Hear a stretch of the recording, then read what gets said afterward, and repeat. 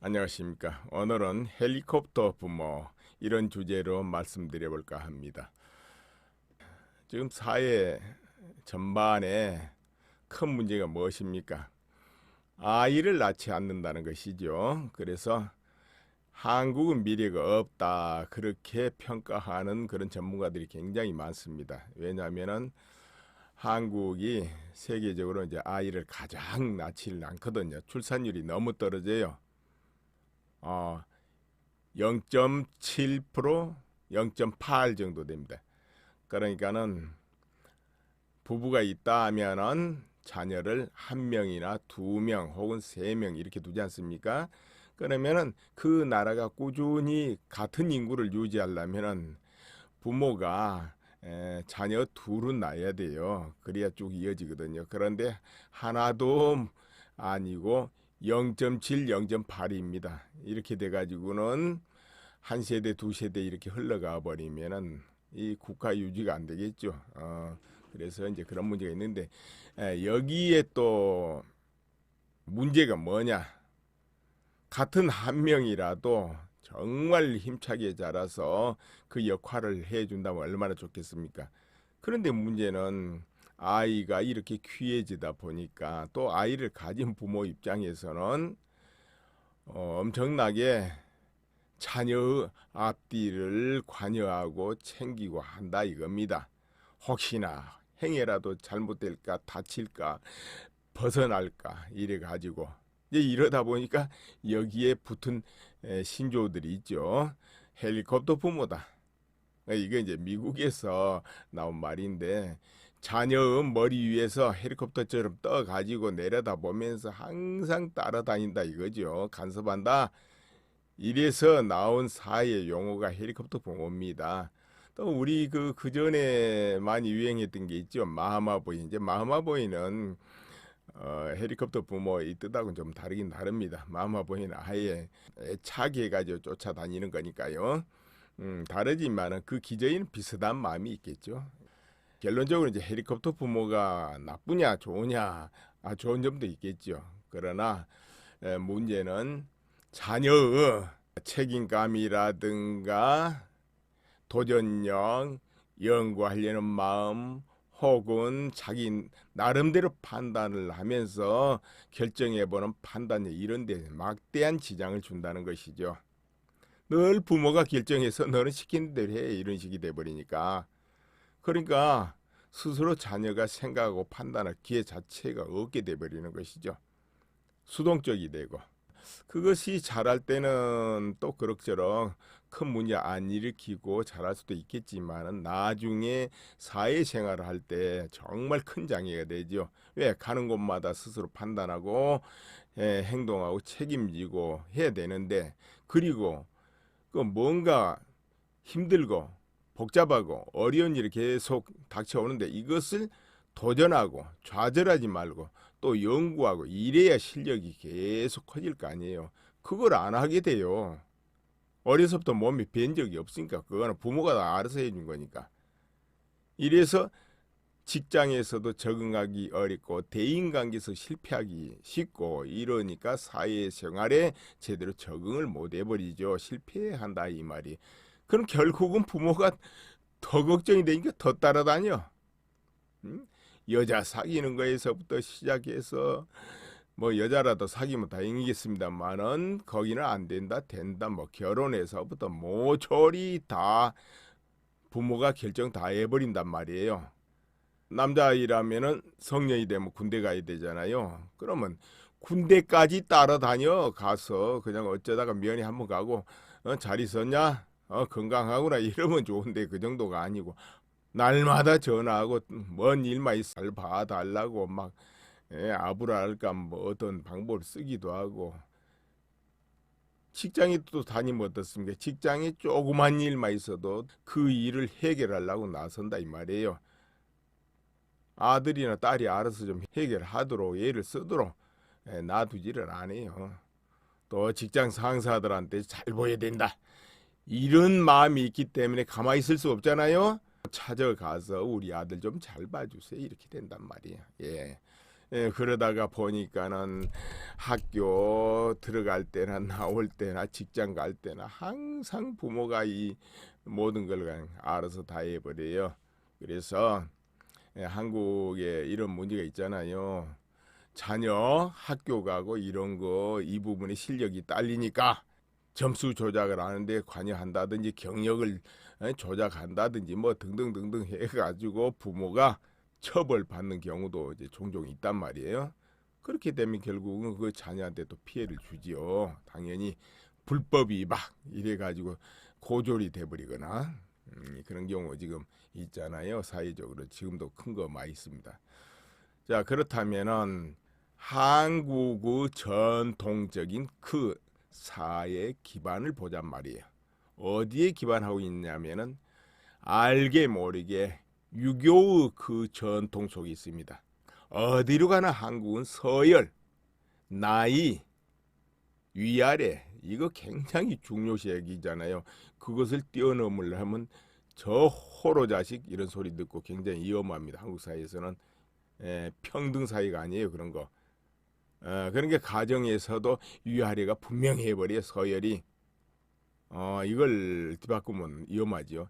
이렇게 구조가 돼 있고 어려서부터 여러분께서 듣고 자란 말 중에 뭐가 기억이 남습니까? 선아. 이거 어려서부터 듣고 자라요. 옳다 그러다 그러면 안 된다 된다 이런 거. 선아. 오직 선악 모든 건 그건 나쁜 거야 좋은 거야 그거 하지 말어 이러고 당연하게 느껴지잖아요. 여러분 늘 들었으니까 그래야 될 것 같고 서열과 이 선악 위주 교육이 굉장히 문제가 있는 겁니다. 이 선악이란 그렇지 않습니까? 세계 어디로 가도 똑같은 선악이 존재를 하지 않아요. 친구 2명만 만나도 서로 선악이 달라.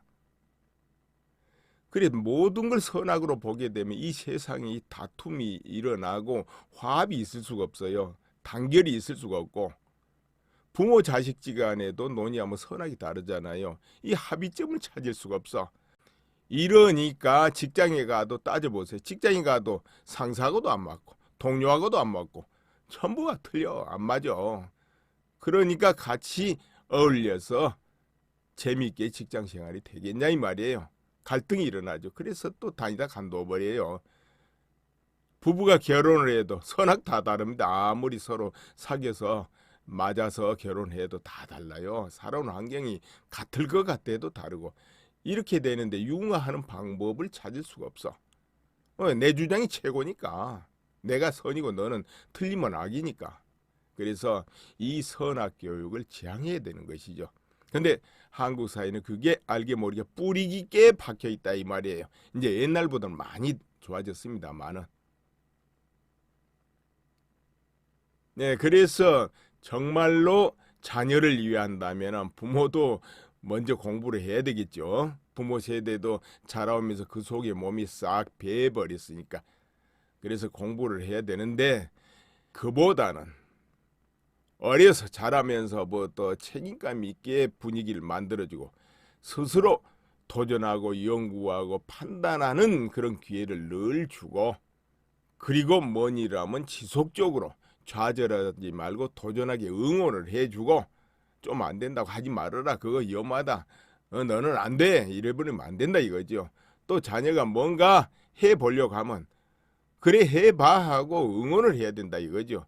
아 그거 못 써 하면 무슨 소용이 있어 그런 건 하지 말어 이렇게 해버리면 안 된다 이거죠. 늘 도전하고 연구하고 해보는 과정에서 힘이 생기고 능력이 생기고 판단 능력이 생기거든요. 또 그러다 보면은 화합력이 생깁니다. 왜? 뭐든지 해보면 혼자보다는 협력해야 된다는 것이 필요하다 좋다 이걸 알게 되고 깨닫게 되거든요. 아 돈을 벌든 어떤 작업을 하든 혼자보다는 둘이 하는 게 낫거든요. 셋이 하는 게 낫고. 그래서 그 여러 명이 같이 조화를 이루면서 하는 방법을 익히게 된다니까요.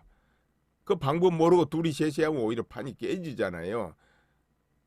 그래서 이런 경력, 능력 이런 것이 어려서부터 생겨나야 나중에 그 부모가 원하는 돈을 벌어도 벌 거 아니에요. 능력이 생기고 투자를 하든 뭐 하든 그냥 저 하늘의 운에 맡기고 투자하지 않고 자기 나름대로 설계가 돼가지고 그렇게 해서 투자하고 그럴 게 아니에요. 알고 투자한단 말이에요. 배우고 도전하고 익혀서 자기 걸로 투자법을 익혔기 때문에.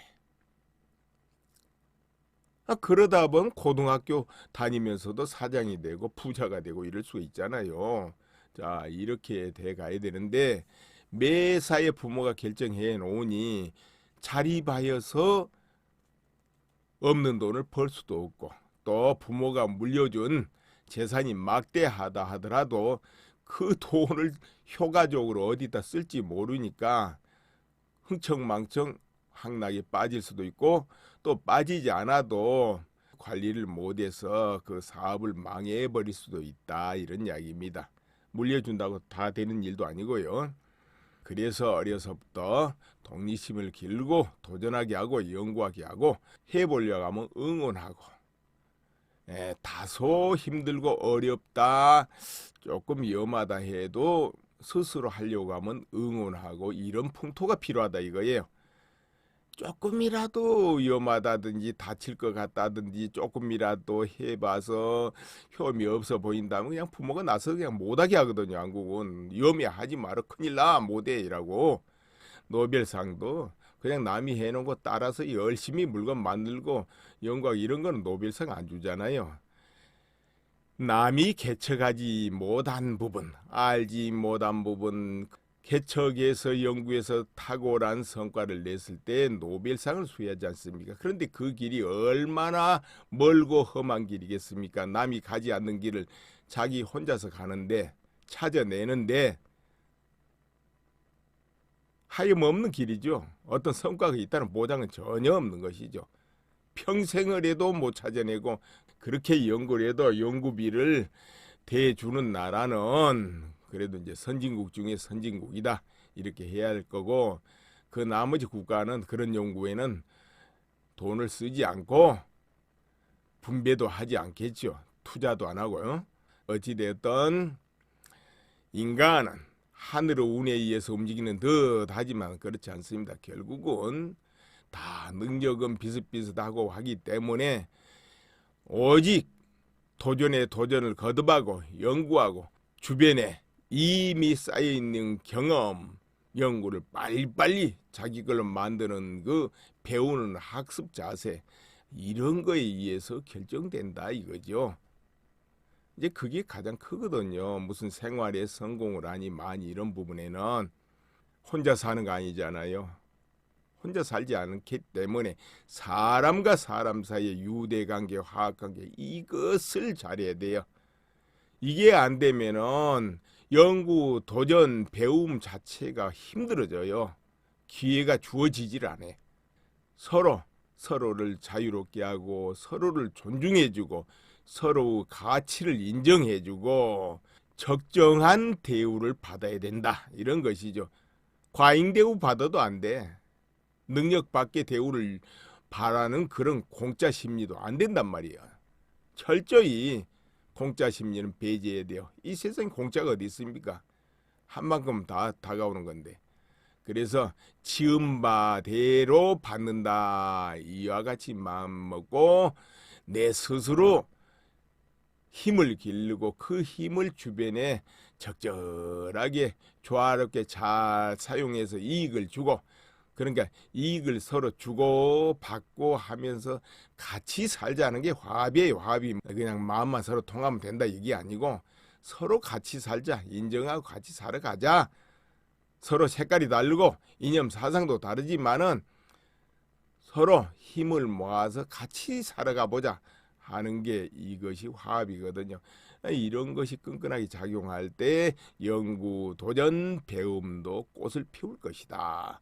이렇게 중요하게 여기고 어려서부터 책임감 길러주고 주변에 배려하고 베풀고 또 내가 좀 손해보더라도 헌신하는 거 몸에 좀 익히고 이러면서 도전 연구하도록 이렇게 어려서부터 그것을 주로 가리켜야 모든 게 해결되지 않나 그렇게 봅니다.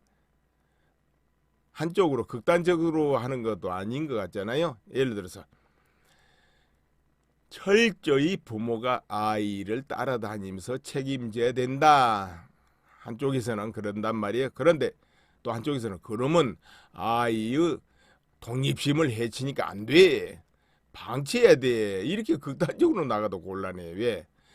우리 같은 유교 문화에서는 어려서부터 극단적으로 방치를 해도 큰 문제가 생겨요. 마음대로 해도 된다. 이게 되면 어떻게 되겠습니까? 그렇지 않아도 요즘에 집에서도 체벌 하면 경찰이 쫓아옵니다. 또 학교에서도 선생들이 체벌 못해요. 그런데 이런 좋은 분위기에서 아이들이 잘 밝게 자라주면 얼마나 좋겠습니까? 근데 또 그렇지 못한 애들도 있기 마련이요. 간을 본다 할까요? 집에서도 부모가 함부로 못하니까 부모 위에서 행동을 하려 그래. 어떤 경우는 막 부모한테 함부로 욕짓거리도 하고 그런 애들도 있거든요. 부모가 어쩌지를 못해. 그럴 때는 그냥 뭐 이거를 어디다 신고할 수도 없고, 그럼 이걸 간을 보고 몸에 배가지고 습관이 돼가지고 더 한단 말이야. 그럼 뭐 부모 입장에서 우리 선생님이 좀 어떻게 바로잡아주면 안 좋을까 하죠. 선생은 어떻게 합니까? 선생도 함부로 하면 대번 문제 생기기 때문에 부모님께서 교육 좀 잘해주세요. 학교에서 이 아이가 애들하고 이런 문제를 일으키고 있습니다. 호소를 하는 판이요. 대책이 없이 풀어놨다 이 말이죠. 6.25 문화에서는 이게 굉장히 위험해요. 사회 분위기가 자발적인 미국 같은 분위기에서는 또 자체적으로 이게 되는 방법도 있겠지만은 이거 그렇게 되면은 이거 망나니 돼버리거든요. 그래서 무조건 방치 이것도 맞는 소리가 아니고 졸졸졸졸 따라다녀야 된다. 이것도 또한 맞지 않는 말이다. 그래서 제가 대안으로 화합력을 기르고 책임감을 길러주고 연구하고 도전하게 하고 늘 하려고 하면 응원해주고 이제 특별히 이러 가만 놔두면 저거 범죄 쪽으로 빠지지 저건 안 되지 저거 습관되면 저거 안 되지 이런 경우는 제지를 해줘요. 그 나머지는 알아서 하도록 좀 어떨 때는 모른 척 한다 이거지요. 약간의 문제가 있어도 크게 잘못된 거 아니라면 내버려 두고 이렇게 해야 되고, 그런 이제 부모도 자기 일 열심히 하고 열심히 바쁘고 좀 그럴 필요가 있어요. 안 그러면 정신이 자녀한테 막 꽂혀버리거든요. 그러면 불필요한 간섭을 자기도 모르게 할 수가 있다는 것이죠. 그렇지 않겠습니까? 오늘 좀 말씀이 하다 보니까 막 두서없이 하게 되는 것 같네요. 그냥 제가 그렇지만은 여러분께서 잘 이해하시고 판단하시면 되겠습니다. 이런 부류도 있어요. 20까지는 성인 될 때까지는 부모가 잘 간섭해서 키우고 그 다음에는 알아서 하라 하고 방치해야 된다. 이렇게 새로운 그런 사상을 가진 경우도 있습니다. 그런데 그것도 위험해요. 어려서부터 스스로 책임감 있게 판단하는 이 힘을 길러주지도 않았는데 갑자기 20 넘었으니까 네 알아서 해라 하고 방치하면 뭘로 판단해서 뭐를 어떻게 해나갑니까? 그 경우도 별로 좋지 않아요. 그래서 어려서부터 습관이 되도록 모든 것을 하긴 하는데 뭐가 습관이 되게 해야 되느냐?